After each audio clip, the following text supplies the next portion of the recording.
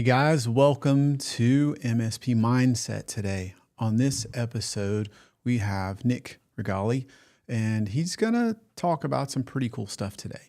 So he's built an MSP across East and West Coast, and employees all in between. So we talk about culture and different time zones, but we're also going to talk about kind of LA, New York, and super competitive markets. So just real quickly, I'll dive in on what we're going to cover and then introduce Nick. So we're going to cover culture. We're going to talk a lot about hiring and retaining people and the mistakes that it's easy to make. That's one that's really near and dear to my heart. They're in LA, they're in New York markets. So if you think it's competitive, try those markets. That's not the easiest. So if you've got questions on how to differentiate sales, other things like that, and you want to build a multi-million-dollar MSP or you scale your existing one, let us know in the comments, in the questions. And if you're interested in culture and how to hire and attract people, because even though it's a bigger market, there's also more places they could go. So let's dive right in. Nick began his career at 16 as a web developer and ended up progressing to work for celebrities, Samsung special programs, and got to go deal with celebrities whenever they wanted to promote the latest cool gadgets. So that's kind of an interesting way to start out. Launched his own IT practice in 2013, which wasn't MSP yet, and then transitioned to that model. So if anybody's familiar with making that transition, that's its own challenge. And then ended up merging with a business partner in 2016, which means there's all sorts of other challenges, culture and otherwise.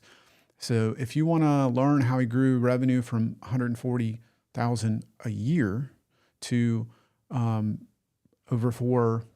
close to 5 million a year now in the past 8 years, through partnerships and expansions, then stay tuned. And he's currently leading a 20-person team at OWG, and they serve clients across North America, Europe, and APAC. So lastly, they're specialized in Azure, virtual desktop, and compliance. So they've really got some interesting things to share. Without further ado, let me introduce Nick. Hey, Damien, thanks for having me. Excited to be here. Thanks for joining me, Nick. So this doesn't sound easy. I'm not even sure where to start. Let me start with this question, and we'll take as many as we can from the audience, but how did you come to be LA and New York? Because first of all, I find most MSPs don't go to a city an hour and a half or 2 or 3 hours away, never mind across the entire US. Yeah, I think the source of that really is that I've had a long time focus on the entertainment space because I came up in that space. So I was working in entertainment and ultimately started an IT practice to serve entertainment clients. And a lot of those companies will have either an LA base and a New York office or a New York base and an LA office. And we wouldn't really get a chance to service them if we couldn't hit both, or we'd have to outsource a portion of the support to another company in the alternate, time zone. That just didn't work well. So over time, we just had to make the decision to be in both places and be able to really serve those customers well. And it unlocks opportunities for us to work with some bigger clients, maybe more mid-market or regional companies that have both offices. And it's definitely been a good move, but it doesn't come without its challenges. Yeah, so it was really kind of the demand, if I understand what you're saying, the Yeah. market demand. It wasn't that you sat there and said, these are strategic markets. I'm going to go find a market. So Yeah. let me Great back up. example. How did you end up? Go ahead, Nick. How did you I've end got a up in that great market? Yeah, one of my clients, when they were a startup in the entertainment space, they started in LA, went from 15 or 20 people over the last few years to 160, and they're now half and half LA, New York. I really could not have done that expansion with them and been the best partner for them if I couldn't be in both places, right? So that's just a great example of that. What led you to the entertainment space? It's not the typical niche. Uh, it just sort of happened accidentally because I was working in that space. So Uh-huh. time I was working for Samsung, a lot of my clients in that program were asking me to help them with IT on the side. Like, hey, you're really good with this stuff. Maybe I've got some issues at my house or my small little production studio or whatever it might be. And so they just said, "Can I contract you on the side?" My employer at the time was okay with that, and so that's how it got started. Eventually that became a full-time gig and ultimately transitioned that into more of an MSP model over time. And I don't work with a lot of those same clients from early on, but I still have a pretty heavy entertainment focus. Okay. Um, so tell me about growing from, 140,000, and there's tons of us that we can never get past that couple 100,000 solo entrepreneur, solopreneur, maybe single tech space to, 4 or 5 million, 20 employees, that sort of thing. And tell me, not the, don't have to tell me the whole thing. Give me the first step. Like, how did you break through that? What kind of challenges did you see? Um, to be really honest, 90-hour weeks for a lot of years and giving clients incredible service so that they would not only stay with us, but refer us. And it was tough, really tough. I'm at a point where I don't have to work those hours anymore. I don't have to um, lose sleep to be able to support my clients anymore. But years of that was critical to the growth. And it was hard. Looking back, would I do it again? I'd probably scale it back a little bit, but it definitely helped get us to where we are today.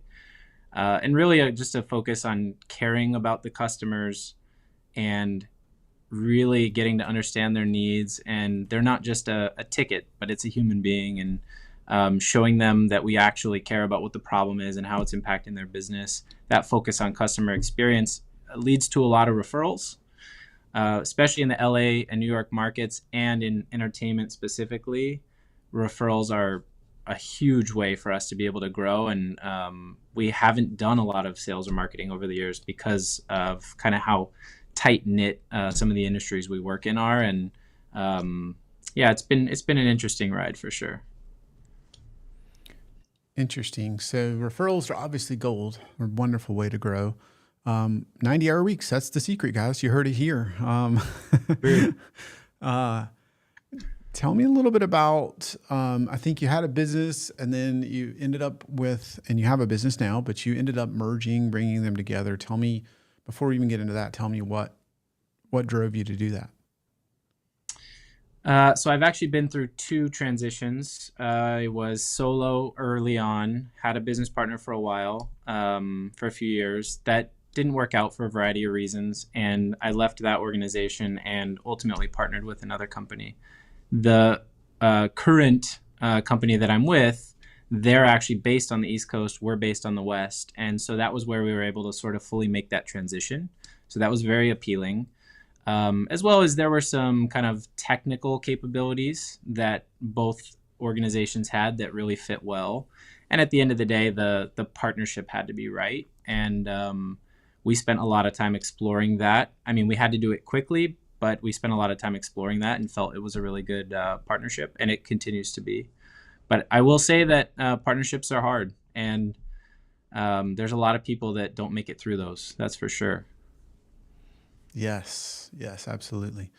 Well, let's start with the bad partnership. How do you know when it's time to do something different? Because I think anybody that's ever been a partner goes through those days where they're like, I don't get it. Why are they doing this? And so how do you arrive at the point where you go, this is not the right path forward. This isn't good for me. This isn't what's good for our team. Yeah, there's only certain things I'm allowed to say legally, but Sure. I would just say, like, I've seen this amongst many other friends as well who've been through these transitions.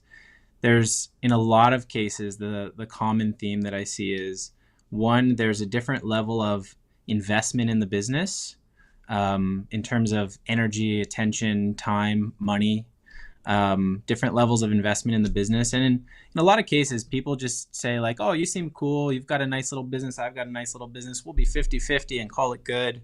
Someone really, in every case, is more invested. Someone really should have 51% and be in control. These kind of easy little 50-50 things tend to not work out. So if you can identify those issues and get ahead of them early on, hey, who's going to be the ultimate decision maker?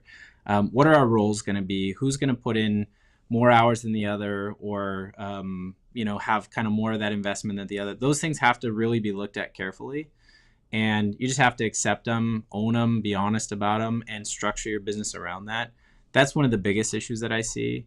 And a lot of times it can just come down to direction too, the direction of the business. There might be a crossroads where one partner really wants to see the business shifting in one way, another partner the other. And there's got to be someone who can make that call and just move forward. Someone has to be able to trump the other person, right? There has to, if you're 50-50, you can get stuck at that crossroads. If there's someone who's ultimately in charge, they can make that decision, and the other person has to be okay with that. Those are a couple of the big common threads that I see, that if you can plan for those early on, can make those partnerships be a lot more successful. Yeah, that makes a ton of sense. Going through that, what did you look for in your new, partner or prospective partner? Obviously you have one, but when you were kind of considering it, or did you fight it? Were you like, I'm never partnering with anybody again? I think the level of investment in the business was really important to me, from a not just a financial viewpoint, but the work ethic and the drive and the ambition. That had to be really, really aligned. And my business partner and I, we've got a very clear vision for where we want the business to be. Everything is on paper. We both agree on what we're trying to accomplish, and that was kind of the key thing, number one. And then we're still kind of figuring this out, but having clear roles. I'm much more in operations. He's much more in kind of sales and growth, and the visionary role, coming up with new strategies, new technologies. Sometimes those are hard to deliver when operations is suffering, and so there's always some healthy tension there. But having those clear roles and understanding where our skill sets are complementary was really important as well.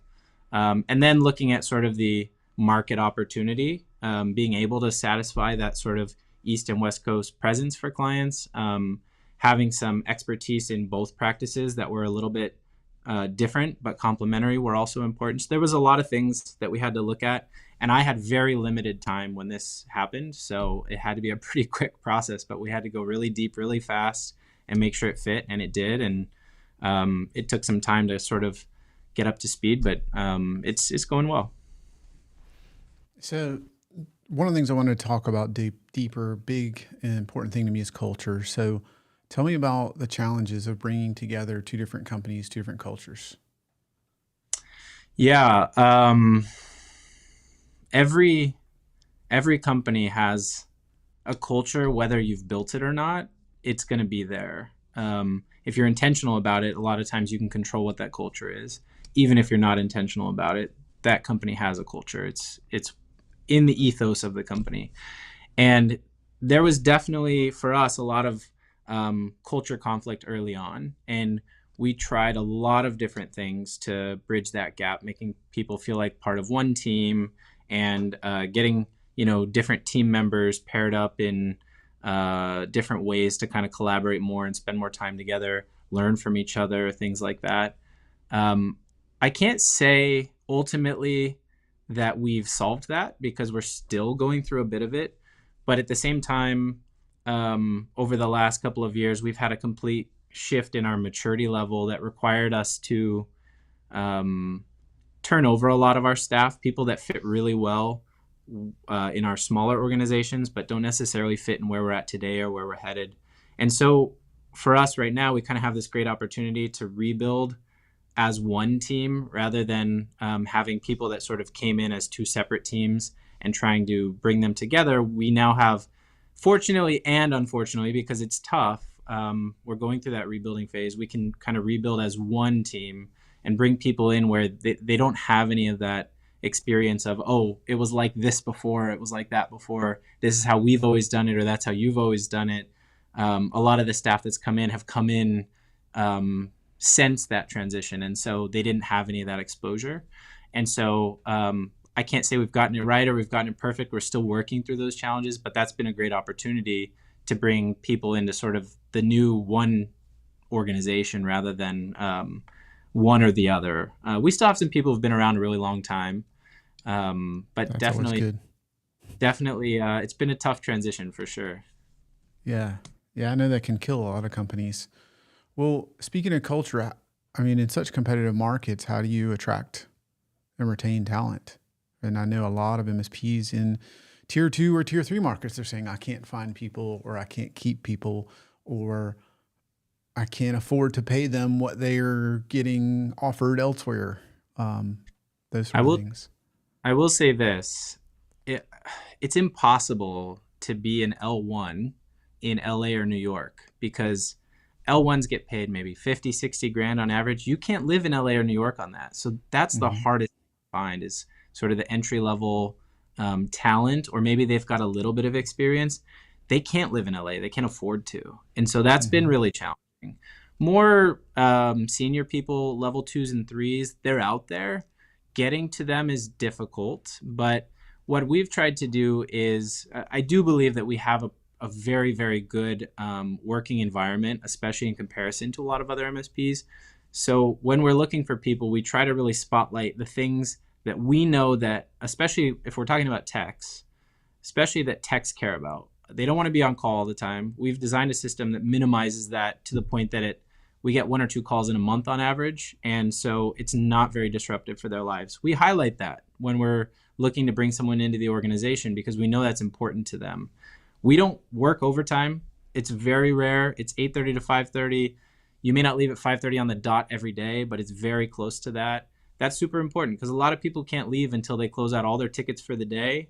And their overtime is a pretty heavily abused thing in a lot of MSPs, whether it's paid or Yes. unpaid. That just isn't really a thing for us. There's the occasional day you might work a little late, another day you leave a little early, and it doesn't Mm-hmm. happen all that often. And we've designed our systems and our business in a way to allow for that.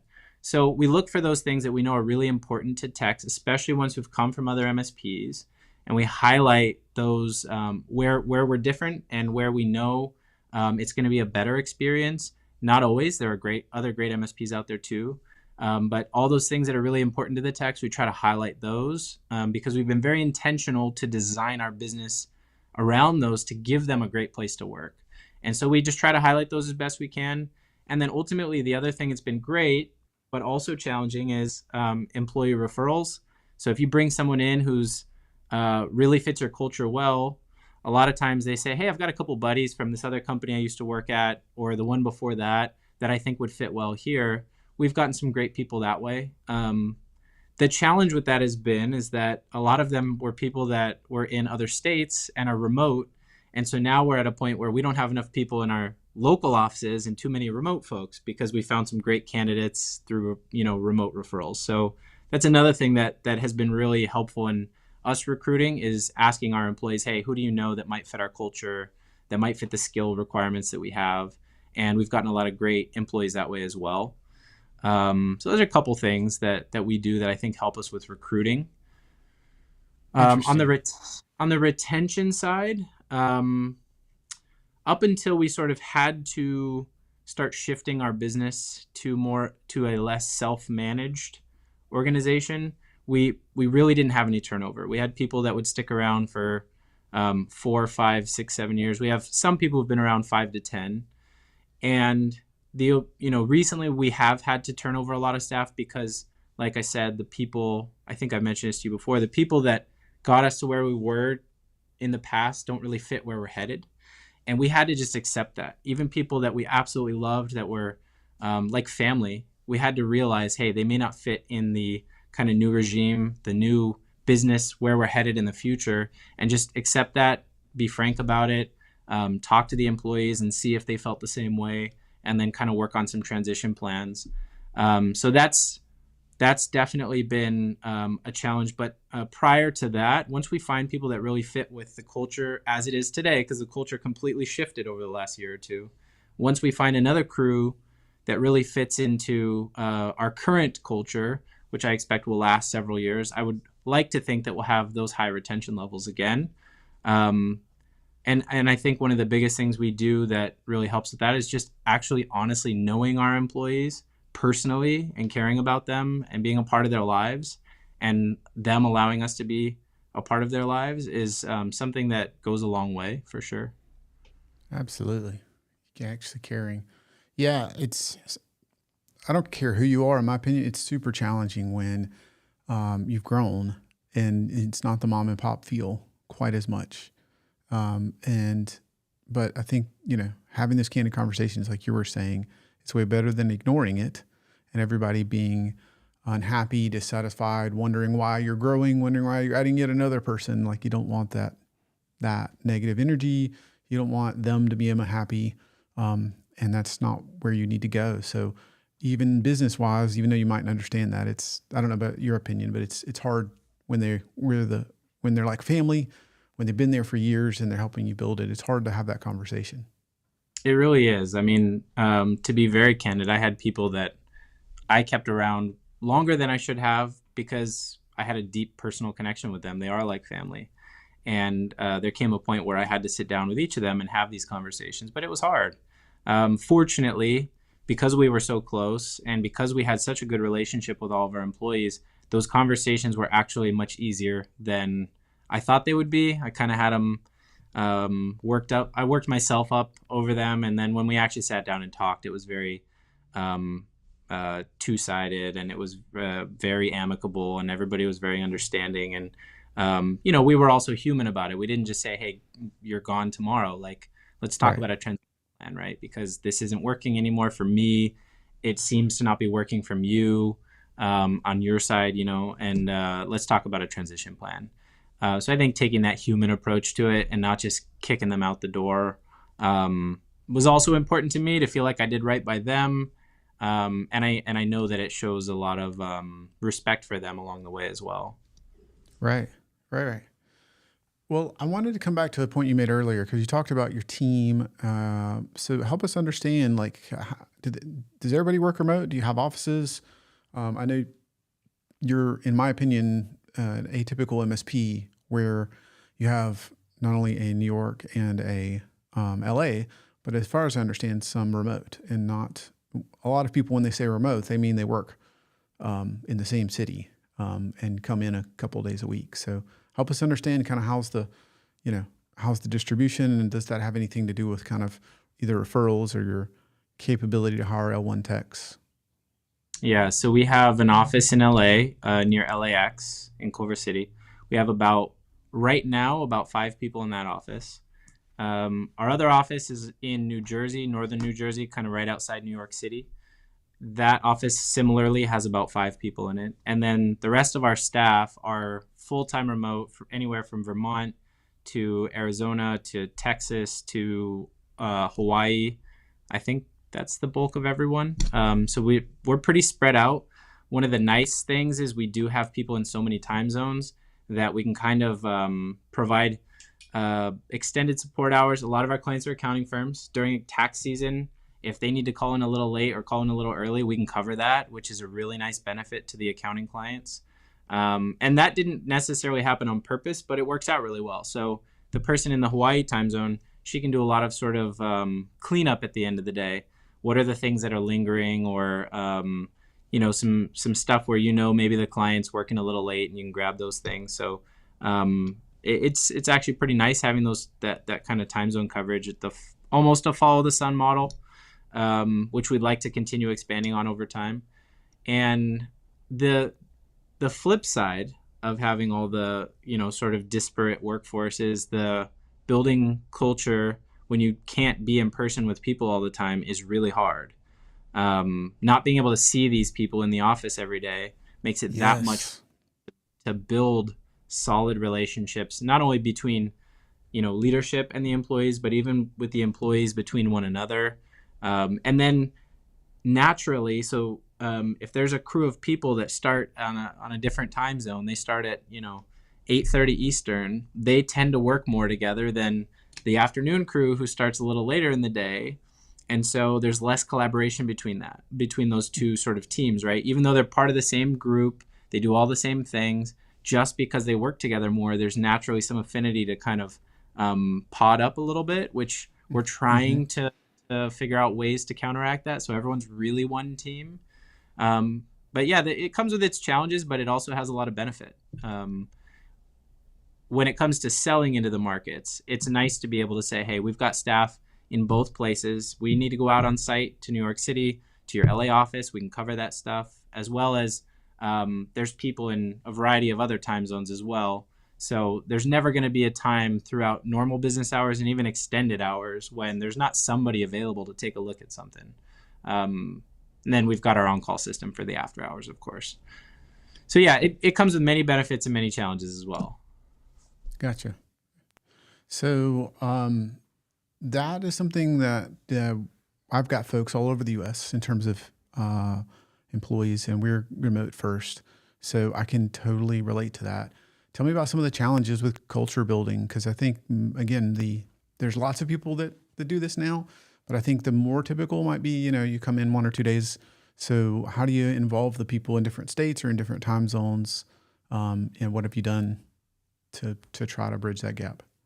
Yeah, so a couple things that we've done that I feel have really helped. One is, and this is new, seems to be going really well. We've got these mentor-mentee programs.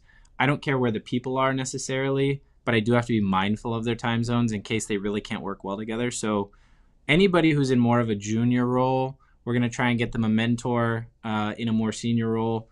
And in a lot of cases, those people are remote. They're not in the same office. And they meet once a week and just talk about, hey, what are some things you struggled with this week? What are some things you want to learn from me? What are some things maybe the more senior person worked on that they can kind of take back and show to that person, or even just, coaching. That's been a good experience that has allowed people that normally wouldn't interact as much to maybe bond a bit more. And it's been really successful so far. Another thing that we do is, and this is just fun, it's a great way to kind of get everyone engaged. We do a monthly happy hour call on Teams where we get everyone together and we just play like trivia games, or we might bring in a third party to do like a murder mystery event on Zoom, that kind of stuff. It's really fun. We all have a great time. We'll bring some drinks. Everybody's laughing, and it definitely helps us feel like part of one team.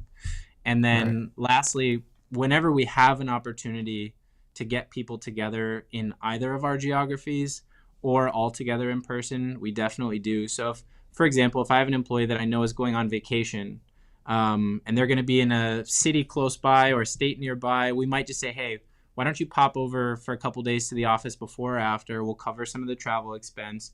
And it gives them an opportunity to spend some time in person with some of their colleagues. Or occasionally we'll just say, hey, we want you to come out to the LA office or the New Jersey office for a week and just spend some time with your team.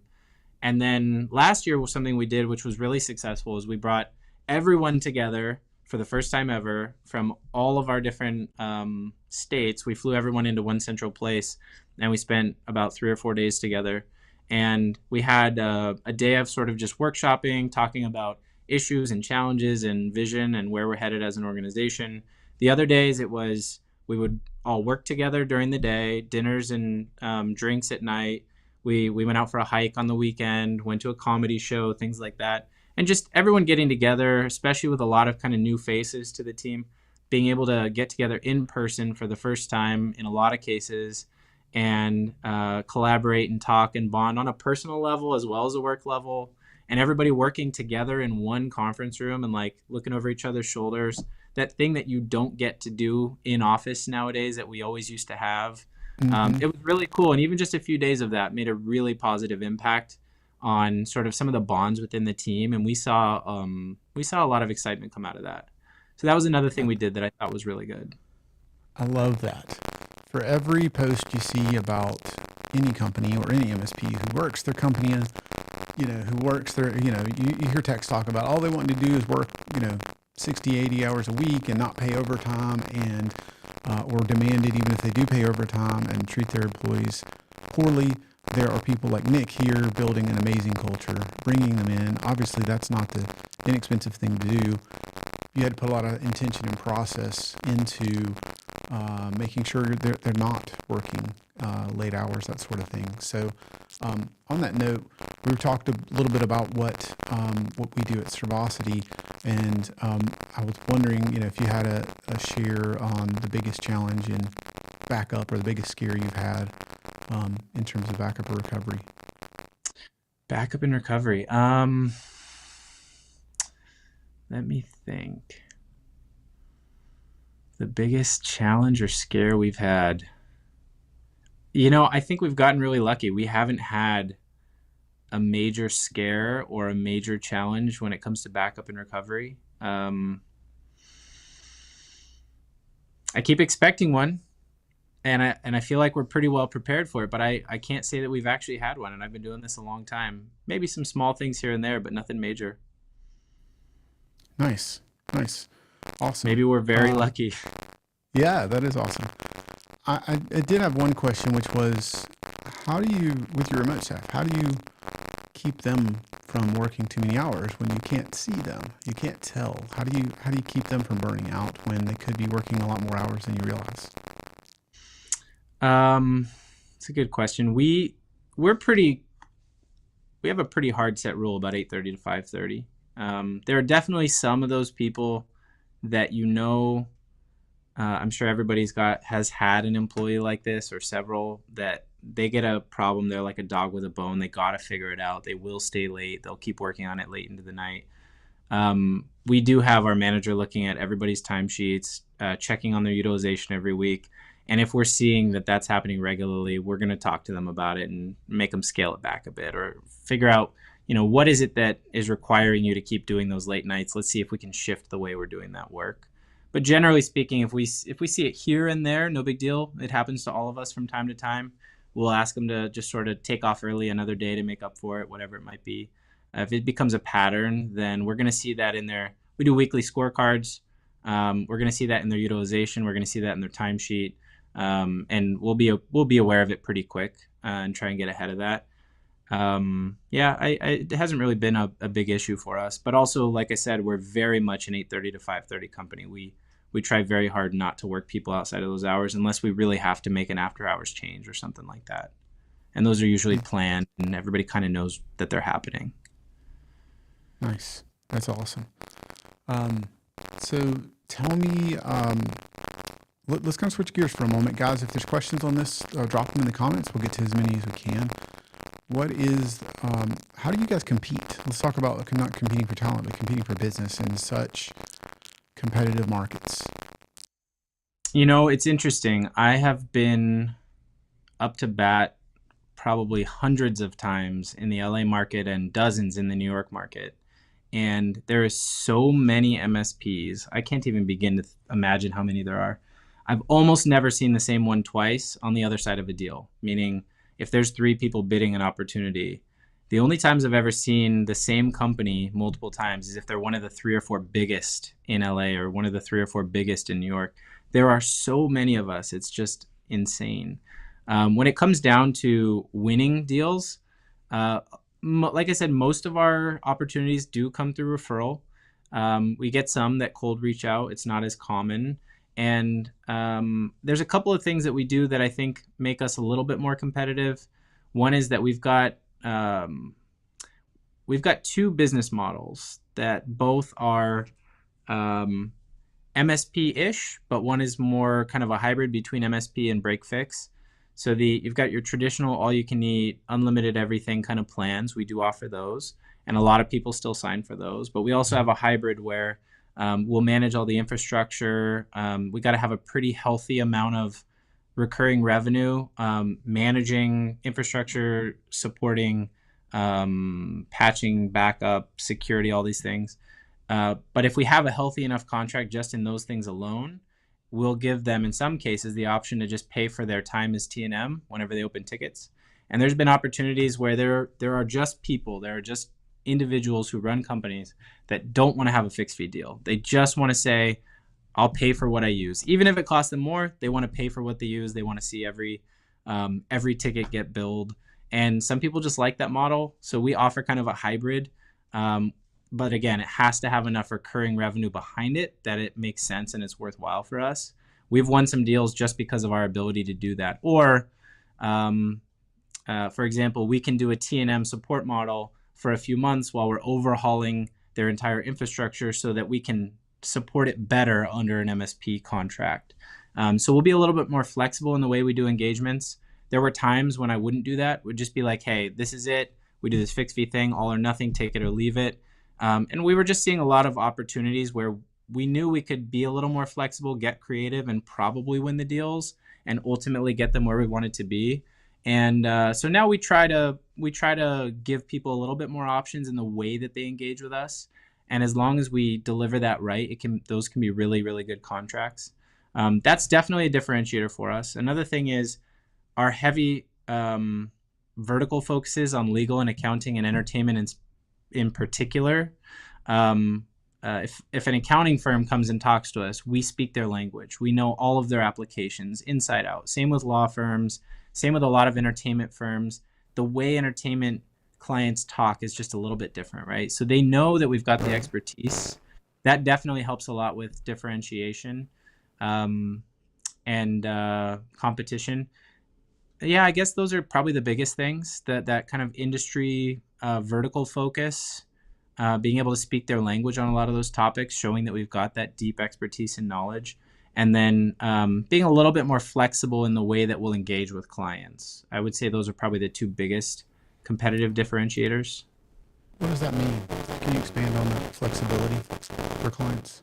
Being more flexible. Is that based on the industry or just in general? More so just the way we do the contracting. For example, I'll give people the option of a 1, 2, or a 3-year contract.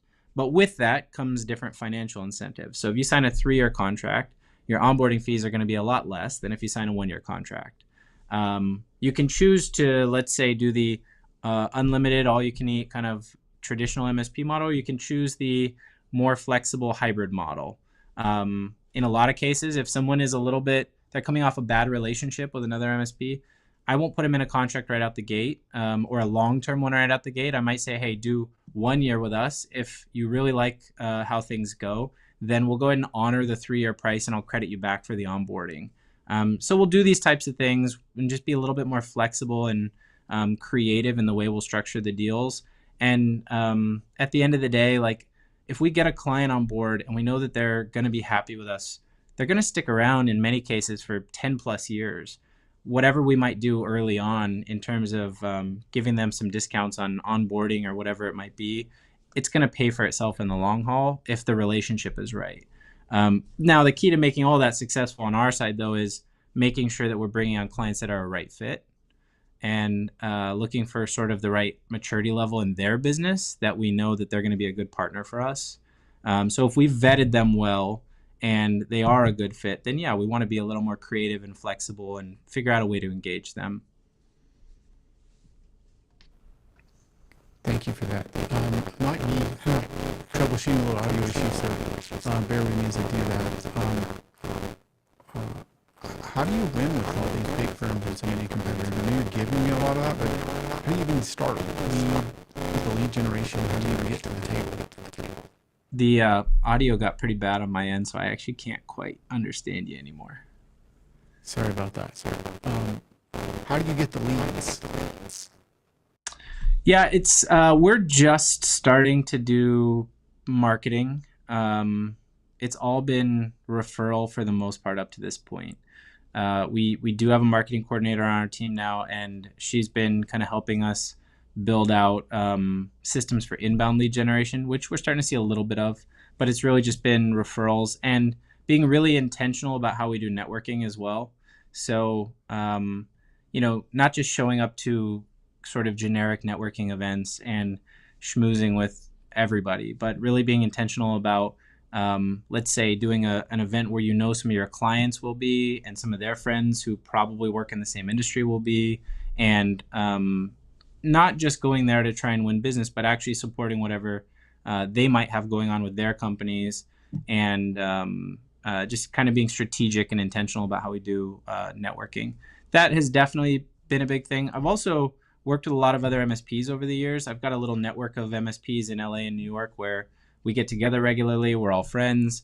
Sometimes an opportunity is a better fit for me than it is for my buddy Mike, or than it is for another friend Scott. And we sort of just circulate opportunities within one another. If I talk to someone and I know it's not a good fit for me, but it might be a good fit for one of my 3 or 4 friends in LA, I'll refer it over to them and say, hey, these might be your guys, and vice versa. And we've gotten a lot of clients that way. And on the flip side, my friend group, a lot of them have gotten clients that way from me as well. So that's actually been really beneficial. And I would highly recommend all MSPs in any market to make friends with a couple of your local quote unquote competitors. Don't see them as competitors. Make them your friend and your ally, and just set some good boundaries around how you work together. It might be that I work with accounting firms, and another MSP only works with doctor's offices. So I'll send doctor's offices to them. They'll send accounting firms to me, right? So there's always going to be some benefit there if you pair up with a couple of the right guys or gals in your local area. And that's been really successful for us as well. But, doing good work. Sorry, Nick. If you hear me, how do you determine who to work with? Most people don't really trust other MSPs. They're worried they're going to have bad quality or steal their clients. Like, how do you figure out the right partnerships? Yeah, I've definitely had cases where I've become friends with someone and I've referred some work to them, and then I hear back from referrals that they're not doing good work. And in those cases, I've had to stop passing business off to those friends because I don't want to let it harm my reputation or our business's reputation. But I'm just always open to having conversations with any MSP. So I'm never going to shut down the opportunity to sit down and grab.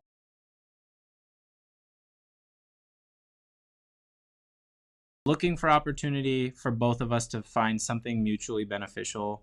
I know there's a lot of people that are really hesitant, or they're afraid you're going to steal my business or my clients or my employees. I try not to live my life kind of operating from a place of fear, but rather being opportunistic and, optimistic. So I'll always offer to sit down with anybody if they approach me or if I hear about them, and say like, hey, let's get together sometime. Sure, we might lose business to one another from time to time. And if we ever end up, like I said, we in LA and New York in particular, there's so many of us, we never end up on the opposite side of a deal. And if it does happen, let's take our best shot at it and let's see who wins. It'll be fun. In any other case, we can just share war stories and help each other out, and we're probably never going to bump into each other anyway. Maybe it doesn't work as well in small markets, but in huge markets like LA and New York, it's been really easy and really beneficial, and there hasn't really been any downside. What about the concern of referring somebody that's really not very good? Have you been concerned about maybe they're not the kind of quality you are? Yeah, so when that's happened, I've just stopped referring them out. And then I'll wait until I've got another partner in my little network where I know the quality of work is good, and sort of start subbing it out or referring it out to them. And so I've got 3 or 4, some that, fit really different businesses' needs, some that I know are more kind of white glove, some that are more like traditional help desk call center style, depending on what the prospect's needs are. I'll try to pair them up with someone I think will really fit their needs and their style of working. But if I do find out that one of them is not providing quality work, yeah, I'm not going to be able to refer that out anymore. Or I'll go talk to my buddy about it. Like, hey, this is what I've been hearing. And is it just like a growth challenge you're going through? Can I maybe help you with some of that stuff? In other cases, if it just continues to be a pattern, then yeah, I may stop referring business to that person. Awesome. Thanks for filling in as I'm trying to troubleshoot all kind of audio issues. I'm not sure if this is coming through. It sounds clean on my end now. Okay. Thank you for that, Nick. Yeah. Appreciate you working with it. So no matter what you plan when it's live, these sort of things happen. Yep. So thank you for working with me on that. We were talking about process earlier, and I wanted to transition real quickly to talk about Surrosity Safe. And so with Servosity Safe, we manage your backups. I kind of look at it and go backups for the other 98%. It's not really backups. We test them for you, and we test them daily, weekly, monthly, and quarterly. So if you're like every MSP I talk to, you don't do that. Screenshots, by the way, don't count. They're not enough. They're too easy to be a false positive. So if you'd like to cut your support tickets in half, have your engineers focus on things they truly would like to, things that would differentiate your MSP, put your MSP in a mode where you can focus and grow because you have the right process in place with having us manage everything for you and taking all that labor off your plate and then testing it daily, weekly, monthly, and quarterly, then head over to servosity.com/deep dive and we can have a quick chat to see if there's any way that I can help. Spoiler alert, we actually have a process that we've been working on that tells you how to do this, whether you use us or not. So if you're interested in that, head over to servosity.com/deep dive. So Nick, thank you for bearing with me on the audio issues again. And I wanted to kind of jump in and say, what do you feel like some of your current challenges now that you're, not the size you were? Tell me about some of those. Yeah. The biggest challenge we're going through is, it really does come down again to people and culture. When we were really small, maybe 5 to 10 people, everyone needed to be very self-managed. Everyone needed to sort of be a superhero every day. Just an issue would come in from a client, figure it out, get it done. In a lot of cases, not documenting it, just moving on to the next thing. Everybody sort of working on their own independently in a silo. And it worked great when we were small. And we were all very tight, so we'd have little huddles and little group calls, and we'd catch up on everything, and everyone would just do their thing and move on. Now, as we've gotten to the size that we're at now, we have to have more structure and process because the customer experience really breaks down when you've got twice as many people, but not the documentation that you need. We've got schedules to manage that are much harder, vacations and PTOs and this and that. Processes that everybody is doing differently because they really aren't there. So people are just sort of doing things their own way.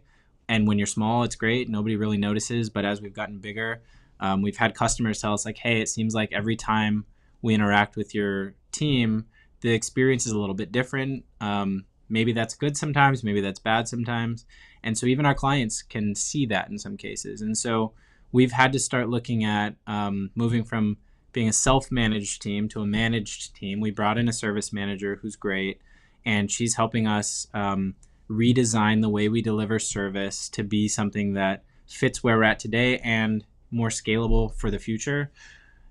What's really hard about that is some people, and this is totally natural at our size, some people are not going to be willing to make those adjustments. They really want to self-manage. They don't want to have someone manage them. And that's okay if we just kind of accept that.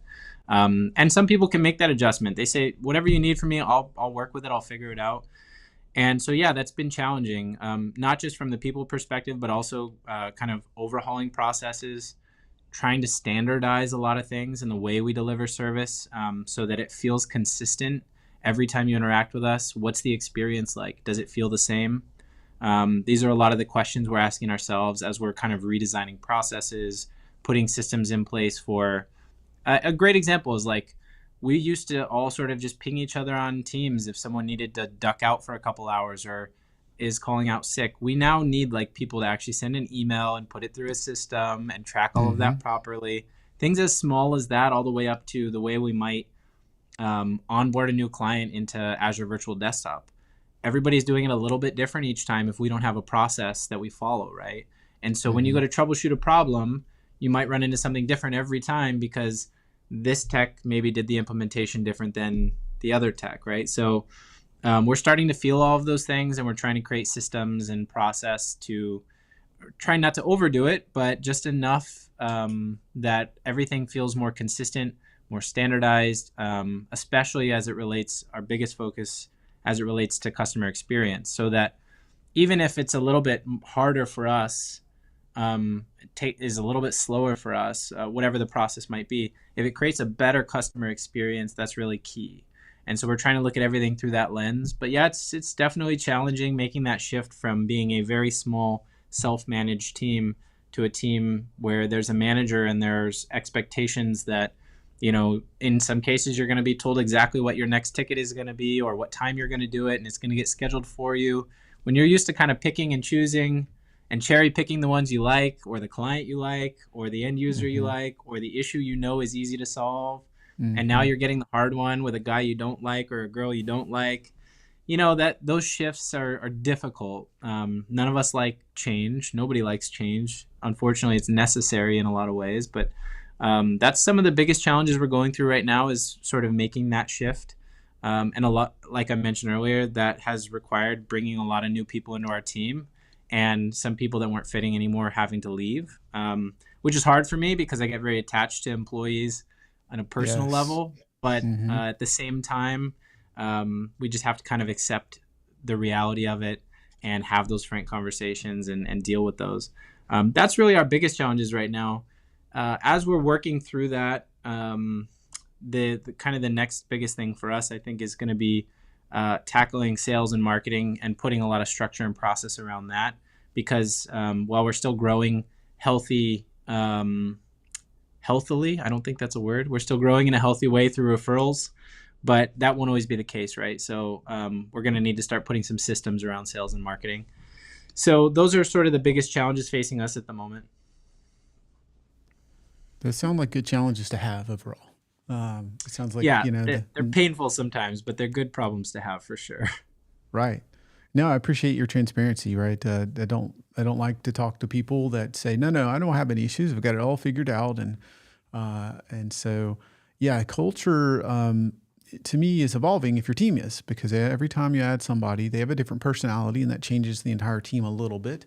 And then, I think something we have in common is we have lots of employees in lots of different states. And that means different time zones and different climate. And just, everything's a little different. It's pouring here today and it's really sunny where everybody else is. And so I think it's sometimes harder to talk about, boy, wasn't it cold today when it's sunny and warm Yeah, for in sure. another state. Something as And basic as that.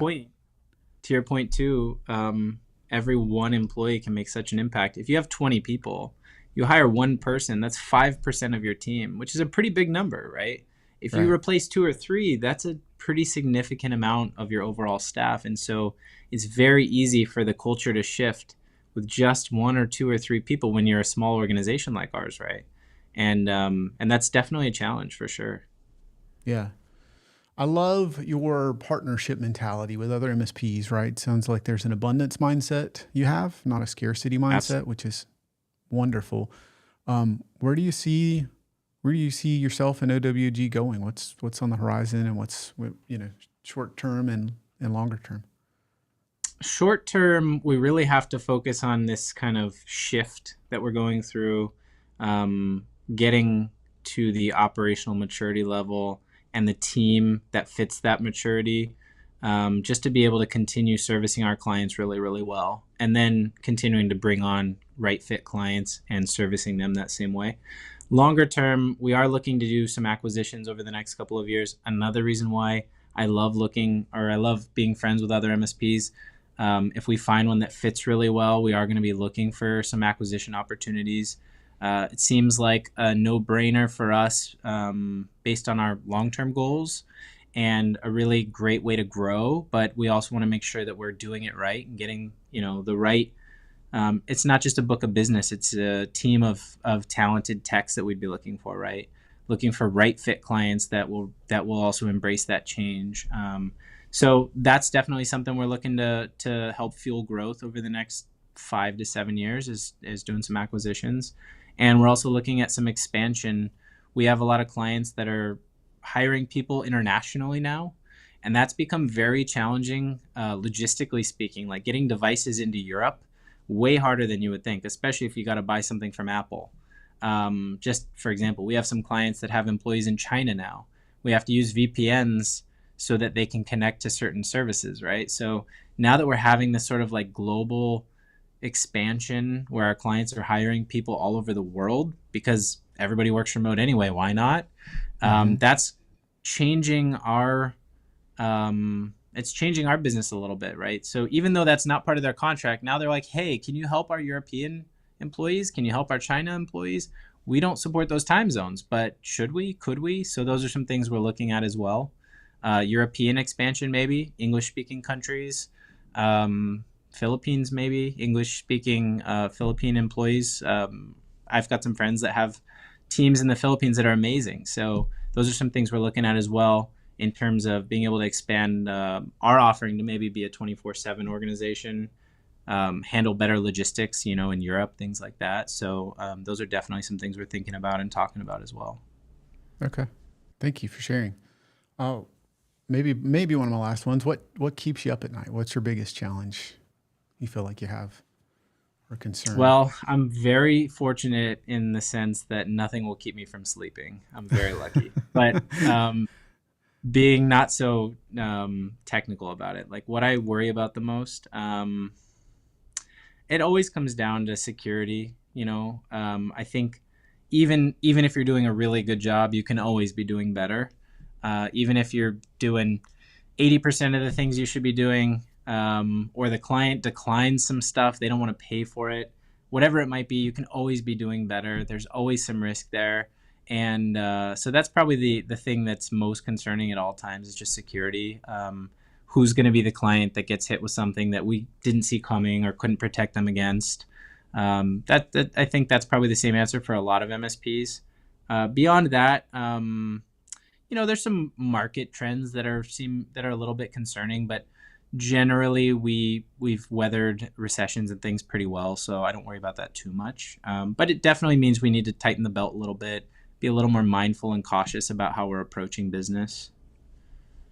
Yeah, I can totally see that. I think everybody's thinking some of those thoughts, at least some of those now. Hopefully security is always something you can get better at. Yeah. Well, Nick, this has been amazing. It's been an honor. I've really enjoyed this. For folks that would like to get in touch with you, get to know you, have you acquire their MSP? I don't know, making things up at this point, but how should people find you and get connected with you?